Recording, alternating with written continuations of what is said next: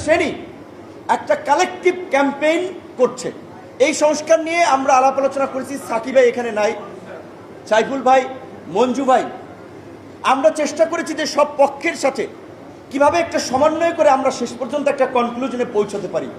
তো ঐক্যমত্য কমিশনের আলাপ আলোচনায় আমরা একমত হয়েছি যে যেহেতু অনেকে গণভোট চাচ্ছে, আমি ব্যক্তিগতভাবে আমার দলও গণভোটের পক্ষে, যেটা জাতীয় সংসদের এলইডি ভবনে আমরা ঐক্যমত্য কমিশনের সাথে আলাপ আলোচনায় বলেছিলাম।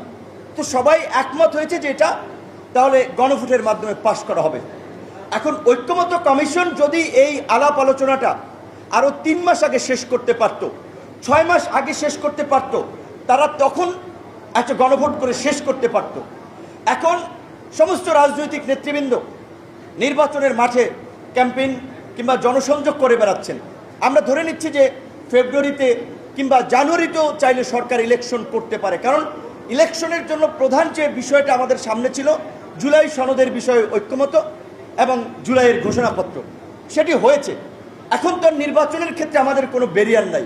তো এই নির্বাচনের আমরা প্রস্তুতি নিচ্ছি। এখন একটা কালেকটিভ ক্যাম্পেইন শুধু রাজনৈতিক ফায়দা লাভের জন্য, মানুষকে বিভ্রান্ত করার জন্য, নিজেদের ধান্দাবাজির জন্য বলছে যে গণভোট জাতীয় নির্বাচনের আগে।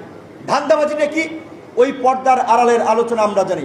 অনেকে বিরোধী দল হতে দেন দরবার চালাচ্ছে যে আমাদেরকে স্বীকৃতি দেবেন, তাহলে আমরা আছি। অনেকে 10টার জায়গায় 15টা সিট বার্গেনিং করার জন্য এটাকে একটা টুল হিসেবে সামনে নিয়ে এসে নির্বাচন নিয়ে একটা অনিশ্চয়তা তৈরি করতে চাচ্ছে, শুধুমাত্র তাদের ব্যক্তিগত স্বার্থে, দেশের স্বার্থে, জাতির স্বার্থে নয়।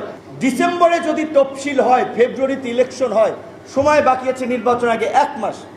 1 মাসের আগে কি একটা গণভোট সম্ভব? এবং এই দুর্বল প্রশাসন এবং সরকারও ক্ষণে ক্ষণে বদলায়, আকাশের মেঘের মতো বদলায়, এক এক সময় এক এক পজিশন নেয়, আমরা দেখি এক এক ধরনের কথাবার্তা।